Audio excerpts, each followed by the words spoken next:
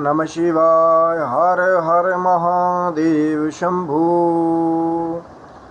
हर हर महादेव। जय माता दी। मित्रों, कैसे हैं आप सब। शिव शक्तोम चैनल पे आप लोगों का हार्दिक स्वागत है। और चैनल पे यदि नए हैं तो विनम्रता से निवेदन करूंगा कि चैनल को सब्सक्राइब कर लें ताकि हमारे द्वारा बनाई गई कोई भी वीडियो सबसे पहले आपको प्राप्त हो। वीडियो में दिखाई जाने वाली जानकारी यदि आपको अच्छी लगे ज़रूर लाइक शेयर सब्सक्राइब करें, क्योंकि हमेशा से नित्य प्रति कहीं ना कहीं जो हमारी कोशिश जो भगवान शिव की माँ जगदम्बा की कृपा से हम लोगों ने शुरू की थी कि कोई ना कोई नित्य प्रति ज्ञान की चर्चा, कोई रहस्यपूर्ण चर्चा, या कोई साधनाओं से जुड़े हुए कुछ एक्सपीरियंसेस है, या जो छोटा मोटा दास के पास जो कहीं ना कहीं ज्योतिष का भी जो एक छोटा सा खजाना है जो भगवान शिव ने और माँ जगदम्बा ने शायद इसीलिए दिया है कि कहीं ना कहीं इसके द्वारा कुछ हमारे जो परेशान बंधु हैं उनका लाभ हो सके। जैसे कि इस कली काल में सबसे ज़्यादा जो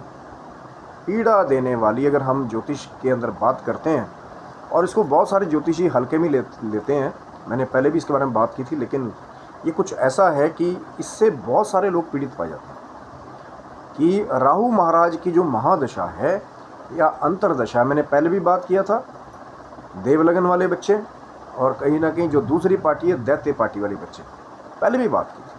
थोड़ा सा फिर भी चलते चलते हिंट दे देता हूँ कहीं ना कहीं जो पहली बार जुड़ रहे हैं कि कुंडली में लगन के हिसाब से 12 जो राशियां हैं तो 12 लगन हो गए। उनमें से कुछ देव लगन है और कुछ जो है वो दैत्य पार्टी से संबंधित लगन है। जैसे कि मैंने पहले भी बताया था कि सबसे पहले मेष लगन वाले जिसका स्वामी मंगल, दूसरे फिर कर्क लगन वाले जिसका स्वामी चंद्र है, तीसरे जो फिर सूर्य के लगन वाले यानी कि सिंह लगन वाले, उसके बाद फिर धनु लगन वाले जिसके स्वामी बृहस्पति, वृश्चिक लगन वाले जिनके स्वामी फिर से मंगल बनते हैं, और फिर 12वां जो राशि है जो मीन लगन है कहीं जिसके स्वामी बृहस्पति है। देव लगन कैसे बना उसके बारे में भी आपको बता देता है। कहीं ना थोड़ा तभी कहते हैं ना कि शुरू से बात करने का जो है एक बहुत महत्वपूर्ण एक जो उसका कहते हैं ना कि कारण है कि सब कुछ क्लियर हो जाए, बेसिक्स क्लियर होते हैं तो फिर आप कंफ्यूज नहीं होते कि मंगल, सूर्य, चंद्र, बृहस्पति ये एक तरफ देव पार्टी मानी जाती है कुंडली। तभी तो मैं बार बार वो देखता हूँ ना कि लोग लगन के ऊपर ज़्यादा फोकस नहीं करते। अब सभी ऋषि मुनियों ने, पराशर जी जैसे महान ऋषियों ने क्यों लगन को जो है सबसे पहले डिनोट किया है, पहला घर, तो यहीं से कहानी शुरू होती है। कौन से तत्व शरीर के साथ आप पैदा हुए हैं, यहाँ से जो यहाँ की कहानी है वो शुरू होती है। वो स्पिरिचुअल कर्मा ये वो फिर वो अलग बात है ना, पर एग्जिस्ट तो कहीं ना कहीं इसी बॉडी के साथ कहीं आप पैदा हुए किसी लगना में समय में, इसीलिए बर्थ चार्ट में कहीं ना कहीं लगन बहुत ज़रूरी है। अब लोग लगे रहो चंद्र राशि, क्योंकि कुछ ऐसी चीज़ें हैं कि वो स्वभाव है, लेकिन कुछ हमारी फिजिकल प्रॉपर्टीज़ है, लगन इसलिए बहुत ज़रूरी है। अब दूसरा एक होगी देव पार्टी, जैसे मैंने आपको बताया मंगल, चंद्रमा, सूर्य, बृहस्पति, ये देव पार्टी होगी कुंडली में। मान लीजिए किसी भी बच्चे का जो लगन है इन ग्रहों के द्वारा स्वामित्व हो, जैसा मैंने पहले बताया कि मेष लगन जिसके स्वामी मंगल हैं, तो जिसका भी लगन जो है ये देव लगन वाला होगा, वो देव लगन एक तरह से ये एक नई रिसर्च है कहीं ना कहीं। हो सकता है पुराने लोग बोले ऐसा नहीं लिखा वैसा नहीं लिखा, लेकिन ये भी एक रिसर्च का पार्ट है। दूसरा, अब जो दूसरी पार्टी आ गई वो कौन कौन हो गए फिर, शुक्र, शनि, राहु और केतु। अब राहु और केतु कहीं ना कहीं लगन को ओन नहीं करते, लेकिन जो दूसरे लगन है कहीं ना कहीं, जैसे जो है वृष लगन, फिर जो है मिथुन लगन। क्योंकि मैं ये बताऊंगा कि मिथुन लगन इसमें क्यों आता है, क्योंकि जो हमारा बुध है कहीं ना कहीं वो वैसे तो न्यूट्रल चलता है, लेकिन वो ज़्यादातर जो ये दैत्य पार्टी है शुक्र शनि राहु केतु, इसके साथ बुध ज़्यादा चलता है। इसीलिए फिर भी सिर्फ एक कॉम्बिनेशन ऐसा है कि बहुत जगह ये देखा जाता है पॉजिटिवली कि जब सूर्य के साथ बुध आ जाए, जब बुध आदित्य योग बनाता है, लेकिन ज़्यादातर ये कहीं ना कहीं अगर आप एक्सपीरियंस और जब आप बहुत सारे बर्थ चार्ट को देखेंगे तो बुध जो है वो शत्रु पार्टी के साथ चलता है। इसीलिए कहीं ना कहीं दैत्य पार्टी में लगन जो है मिथुन लगन भी उसमें है। फिर आप आ जाइए फिर 6 नंबर जो फिर कन्या लगन है जो जिसका स्वामित्व बुध के पास है। फिर आ जाइए आप तुला लगन, जिसका स्वामित्व शुक्र के पास है। फिर आ जाइए फिर आप जो 10वां और 11वां कहीं ना कहीं मकर और कुंभ, जिसका स्वामित्व शनि के पास है। तो फिर इस हिसाब से ये 2 पार्टियों का डिविडेंस है। अब इसका राहु महादशा से यही कहीं ना कहीं कनेक्शन है कि जब भी देव लगन वाले बच्चे होंगे, बहुत ध्यान देने वाली बात है, ये एक बहुत गहन चर्चा है कि देव लगन वाले बच्चे होंगे तो जब भी राहु महादशा आएगी या अंतरदशा आएगी तो ज़्यादातर वो क्या करेगा, वो पीड़ा देने का काम करेगा सबसे ज़्यादा। क्योंकि एक जो है देव लगन वाला बच्चा है, उसका लगन देवताओं के द्वारा उसका स्वामित्व है।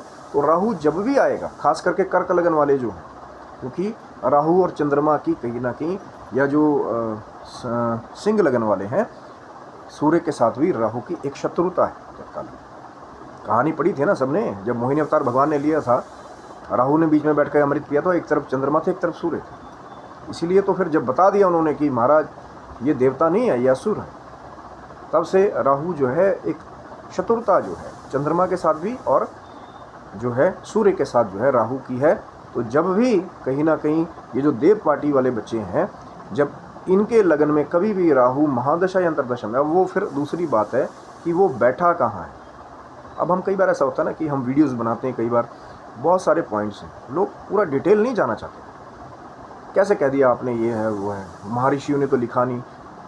तभी तो मैंने कहा ना, पराशर जी फॉलो उसको कीजिए, तब आप कंफ्यूज नहीं होंगे। जैमिनी ने क्या लिखा, दूसरों ने क्या लिखा, वीर मिहिर जी ने क्या लिखा, थोड़ा सा फिर वहाँ कन्फ्यूजन होती है। एक बेस बना लेंगे जो हमारा, जैसे उत्तर भारत का कहना कि गॉड बुक पराशर पूरा शास्त्र है, कन्फ्यूजन नहीं होगी फिर ज़्यादा। तो प्लेसमेंट फिर राहु की देखी जाए कि प्लेसमेंट कहाँ है, कहीं चंद्रमा के साथ तो नहीं, बहुत एडवर्स इफेक्ट देगा, स्पेशली देव लगन वालों के लिए तो बहुत देगा। उसके बाद फिर कहीं राहु शनि इकट्ठे आकर के बैठ जाएं, अब चाहे वो दैत्य पार्टी वाले भी, राहु चंद्रमा चाहे दैत्य पार्टी वालों के लिए भी, वहाँ भी वो अपनी प्लेसमेंट के हिसाब से कई बार ख़राब रिजल्ट देखता। पर ये देखने की डिग्रीज कितनी हो सकता है, चंद्रमा और राहु में बहुत गैप हो, शनि और राहु में बहुत गैप हो, कहीं ना कहीं दिखाई तो दे रहे हैं अब बहुत पुराने, अब ये भी तो नई रिसर्च है ना, डिग्रीज देखना बहुत ज़रूरी है। अब ये देख लिया कि भैया घर में बैठे हैं, हाँ जी पितृदोष निर्माण हो गया जी, ये वाला दोष हो गया, पाप करतारी हो गया, लेकिन हम जब डिग्रीज उसकी देखते हैं, हो सकता है बहुत दूर दूर बैठे हो, एक घर से निकल रहा हो, एक एंट्री ले रहा हो, दिखाई दे रहे हैं दोनों के 10वें घर में है, लेकिन जब डिग्रीज कहीं ना कहीं 15 डिग्री से ज़्यादा डिफरेंस हो जाता है तो फिर वो एक नॉमिनल उसका कहीं ना कहीं इफेक्ट होता है, उतना वैसा इफेक्ट नहीं होता कि जितने आप बिल्कुल ही क्लोज कंजक्शन जो आ जाएगी। ये भी कहीं ना कहीं एक लंबी चर्चा है। तो राहु की जो शक्ति है कहीं ना कहीं, अब ये मेरा भी एक एक्सपीरियंस है और बहुत सारे विद्वानों का भी, ज्योतिषों का मत है कि राहु जब भी अपनी महादशा में आता है तो कोई ना कोई एडिक्शन जरूर देता है, जिसे हम कहते हैं कि भैया किसी चीज़ के लिए एडिक्टेड हो गए, जैसे ड्रग्स या जैसे वुमेनाइज़र हो गए। मैं ज़्यादा नहीं इसमें जाऊँगा, मर्यादित चैनल भी है। तीसरा जो है कि कोई ना कोई ऐसा नशा जो है जो कहीं ना कहीं जिसके द्वारा आप एडिक्शंस या गलत लोगों के संपर्क में भी कई बार आ जाते हैं। अब हाँ, इसमें भी कई ऐसे हैं कि कुछ एक होता है कि उनकी प्लेसमेंट के हिसाब से उनको धार्मिक एडिक्शन भी होती है कई बार। मैंने क्या कहा कि एडिक्शन देगा, मैं ये नहीं कह रहा हूँ कि ज़रूरी कि सिर्फ नशे वाली चीज़ देगा। कई बार राहु अच्छी प्लेसमेंट में आया हुआ भी आदमी को कई बार भक्ति की तरफ भी, क्योंकि भक्ति के आगे जा कर के, अब फिर उसमें डिटेल में जाओगे आपकी ये तंत्रा तो गलत ही होता है, तंत्रा सात्विक भी होता है। तो कई बार यही राहु जो है एक अच्छा तांत्रिक नॉलेज वाला भी, वैसे अष्टम घर की हम बात करते हैं, राहु की प्लेसमेंट दृष्टियाँ कई बार, क्योंकि वो गुप्त ज्ञान का घर भी है हमारा। बहुत सारी लंबी चर्चा है और ये राहु इतना मिस्टीरियस है कहीं ना कहीं कि ज्योतिषियों के मापदंड के अंदर आज तक कभी पूरा आया नहीं। लेकिन बात वही है कि सिर्फ डराने वाली बात नहीं है कि आपको पीड़ा हो रही है, कष्ट हो रही है, कोई एडिक्शन मिल गया, नहीं छोड़ पा रहे हो। पहले भी मैंने एक उपाय बताया था कि जो उपाय करना चाहते हैं तो वो जो मछली वाला उपाय मैंने बताया था, वो मेरे चैनल पे अभी भी वो वीडियो कहीं ना कहीं राहु का सबसे बड़ा उपाय कि मैं फिर बता देता हूँ। मछली लेकर के आइए, कहीं ना कहीं उसको जो फीडिंग करते हैं आप, या कोई आपके पास नदी है, सरोवर है जहाँ पे मछलियाँ, जब आप उनको चोग डालते हैं, खास करके शनिवार के दिन या बुधवार के दिन, तो फिर आपको पॉजिटिव रिजल्ट कहीं ना कहीं बहुत जल्दी तात्कालिक आपको शांति मिलती है। या फिर दूसरा उपाय वही है कि हम किसी ऐसे शहर में रह रहे हैं जहाँ पे हमारे पास सरोवर नदी नहीं है, तो एक बाउल में आप फिश घर ला सकते हैं, उसकी फीडिंग कीजिए, फिर उसको किसी बड़ी सरोवर में या तालाब में उसको छोड़ करके आइए, तो और कहते हैं कि वह और फल मिलता है, क्योंकि आशीष देता है कोई ना कोई ना। बंद कमरे में बाप को भी रखो, फिर उसको खुले में छोड़ दो, तो वो कई बार जो है ये चीज़ आशीष देता है। ये राहु का सबसे फास्ट कहीं ना कहीं उपाय है। लेकिन दूसरा, अगर बहुत एडवर्स आपको इफेक्ट मिल रहे हैं तो राहु केतु शांति पाठ जरूर कराएं। अब कई बार क्या होता है, हम कुंडली में देख लेते हैं कि भैया राहु खराब है, राहु का पाठ करा दिया, केतु को छोड़ दिया, पता लगे दूसरे से केतु खराब कर रहा है। एक जो है बुद्धि में बैठ करके गलत गलत विजन दे रहा, दूसरा आपका पेट ही खराब कर दे रहा, बैठ ही नहीं पा रहे। तो दोनों का ही पाठ कहीं ना कहीं सम्मिलित जो है राहु और केतु का शांति पाठ, क्योंकि एक दोनों के पैरेलल हैं। हम सोचते हैं कि एक ही एंड पे हम उसको ख़त्म कर देंगे, लेकिन एक ही राहु के दो पार्ट हैं, एक सिर है तो एक धड़ है, तो कहीं ना कहीं हम उसे छोड़ देते हैं, छोड़ना नहीं चाहिए। जब राहु शांति पाठ के लिए कोई कहता है तो केतु का भी बीच में राहु केतु शांति पाठ जरूर कराइए। ये चर्चा बहुत लंबी है, राहु बहुत मिस्टीरियस प्लैनेट है, बहुत और अधिक जानकारी कहीं ना कहीं, अभी तो मैंने छोटा सा रेमेडी इसके बारे में थोड़ी बात की, मिस्टीरियस शक्ति के बारे में बात की है।